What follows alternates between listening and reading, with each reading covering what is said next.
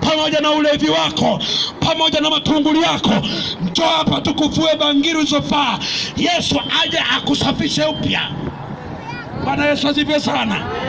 Yesu aje akusafishe upya. Ukikubali kusafishika, Bwana nasema, mwanangu, ukikubali kusafishika, huyo mbingu ni ya kwake. Amina. Haleluya, haleluya, haleluya. Walio Bwana wapige makofi mengi na vigelegele, kwa sababu Bwana amewaokoa. Bwana amewaokoa.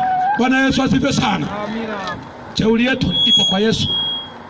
Usituone tu hapa, ila jeuri yetu ipo kwa Yesu. Yesu akisema fyata mkia, niko tayari kwenda, kwa sababu yeye ndiye aliyenitendea mengi. Amenitendea fadhili, amenipa heshima. Nilipokuwa nimekataliwa kwa kina Mwaipopo, Yesu aliniita akasema, mwanangu, nimekukubali. Wakina Mwaipopo walikuleta duniani, ila kusudi langu nataka litimie.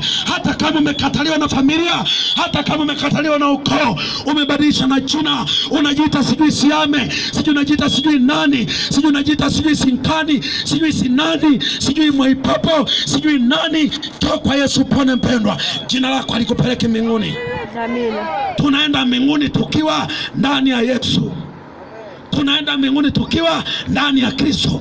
Tunaenda mbinguni tukiwa ndani ya Mwokozi. Haleluya, haleluya.